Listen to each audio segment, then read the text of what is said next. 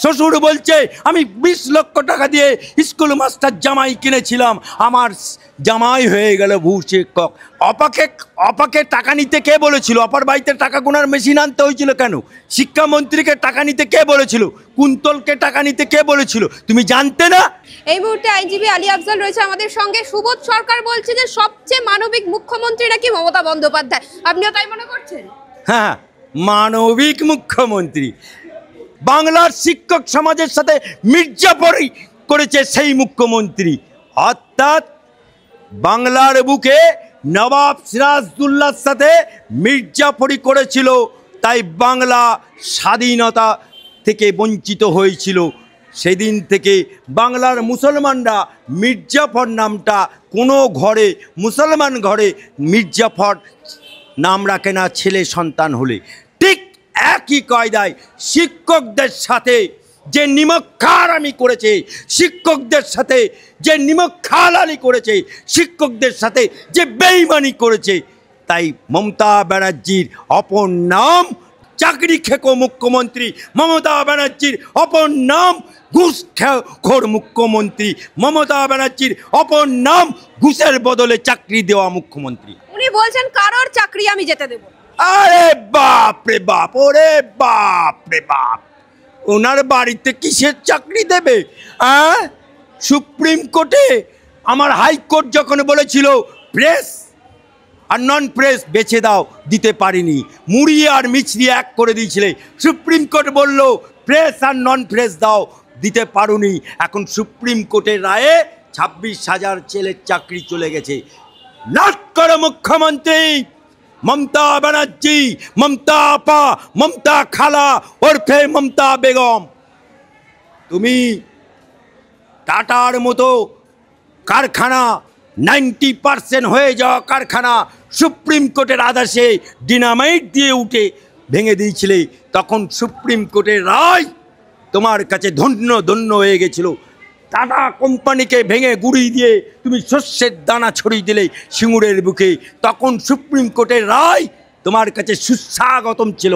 আর আজ সেই সুপ্রিম কোর্টের রায়, যে সুপ্রিম কোর্টে তুমি কপিল সিব্বলকে দাঁড় করেছিলে, যে সুপ্রিম কোর্টে মনু সিংভিকে দাঁড় করেছিলে লক্ষ লক্ষ টাকা ফি দিয়ে, সে টাকা কার টাকা?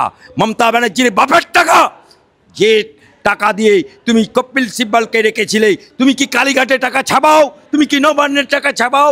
তোমার আমার জনগণের টাকা আজকে সুপ্রিম কোর্টে গিয়ে 26,000-এর চাকরি তুমি বাঁচাতে পারলে না। 26,000-এর চাকরি চলে গেল। তার মায়েরা কাঁদছে, ছেলেরা কাঁদছে, রাস্তায় বেরোচ্ছে, শিক্ষকরা বলছে, পাড়ার ছেলেরা ভুয়ো শিক্ষক, তার বাচ্চা বেরোচ্ছে, তার বাচ্চাকে বলছে ওরে তোর বাপ ভুয়ো শিক্ষক, তার শালি বলছে আমার জামাইবাবু ভুয়ো শিক্ষক, শ্বশুর বলছে আমি 20 লক্ষ টাকা দিয়ে স্কুল মাস্টার জামাই কিনেছিলাম, আমার জামাই হয়ে গেল ভূশিক্ষক। আজকে এর জন্য দায়ী এই মমতা ব্যানার্জি। চাকরি তো ফিরিয়ে দিতে পারবে না, এটা টেলার হলো। এখনো 8 তারিখ আগামীকাল দিন আছে, দুর্নীতিগ্রস্তদের লিস্ট বেরোবে, তারপরে বেরোবে 63,000 প্রাইমারি টিচারের বাতিলের যে आदेश बा पैनल सेटा अभी टेलर चल रहा है, अभी टेलर ही त्राही राब उठছে, टेलर চলছে। 26 সালের আগে পিকচার বাংলার মানুষ দেখে নেবে। আচ্ছা, মুখ্যমন্ত্রী নিজেই বলছে যে শিক্ষা ব্যবস্থাটাকে পুরোটা ভেঙে ফেলার চেষ্টা করা হচ্ছে। তা তুমি তো ভেঙেছো। অপাকে টাকা নিতে কে বলেছিল? অপার বাড়িতে টাকা গোনার মেশিন আনতে হয়েছিল কেন? শিক্ষামন্ত্রীকে টাকা নিতে কে বলেছিল? কুন্তলকে টাকা নিতে কে বলেছিল? তুমি জানতে না? নেকা চৈতন্য ছেলে, তুমি কি কানে তুলো গুঁজেছিলে? চোখে নেবারে দেখেছিল? অভিষেকের বাড়িতে যখন টাকা গেছিল, ওর কাকু ছিল আমার বসকে কেউ ছুতে পারবে না, আমার বসকে কেউ ছুতে পারবে না, তখন তুমি কোথায় ছিলে? ঘুমুচ্ছিলে? নেকা চৈতন্য সাজ্য। মুখ্যমন্ত্রী তো বলছে আমি কারোর চাকরি খাইনি, এরকম ব্যবস্থা থাকলে 2-1টা ভুল হয়। এমন ভুল হয় যে টাকার বিনিময়ে চাকরি বিক্রি করতে হয়, এমন ভুল হয় সাদা খাতা জমা দিয়ে টাকা দিতে হয়। যখন মেধাবী যারা পাস করেছে রাস্তার উপর দিনের পর দিন রাতের পর রাত অবস্থানে বসেছিল, তখন তোমার এই বোধগম্যটা কোথায় ছিল? তখন তোমার মানবিক মুখ কোথায় ছিল? একবার তাদের সাথে দেখা করতে পারোনি? লজ্জা করে না? আচ্ছা, বলছে তাদের তো টার্মিনেটেড করা হয়নি, তাই স্কুলে যেতে বলছে, কিন্তু বেতনের কথা বলা হচ্ছে না। এটাই তো, বাঁশ কোথা না ঝাড়ে, পেছনে এখন লেগেছে, তাই এখন ত্রাহি ত্রাহি রব লুকছে, অর্থাৎ কাটা ঘায়ে বান্নল লাগানোর কথা বলছে। বলছে বিকাশ ভট্টাচার্যকে আইসোলেট করা উচিত। হ্যাঁ, আপনারই তো সহকর্মী। দেখুন, বিকাশ ভট্টাচার্য তিনি লয়ার হিসাবে, অ্যাডভোকেট হিসাবে উনি মামলা লড়েছেন। সুতরাং উকিলের কাজ হচ্ছে মামলা লড়া। তুমি যেমন মনু সিংভিকে রেখেছিলে, উকিল হিসাবে লড়েছিল। তুমি যেমন কপিল সিব্বলকে রেখেছিলে কোটি কোটি টাকা দিয়ে, তারা মামলা লড়েছিল।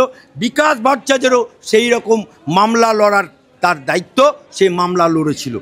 তোমার মতো সততার প্রতীক উঠে গেল, তোমার নামের পাশে ডক্টরেট উঠে গেল, তোমার নামের পাশে অগ্নিকন্যা উঠে গেল।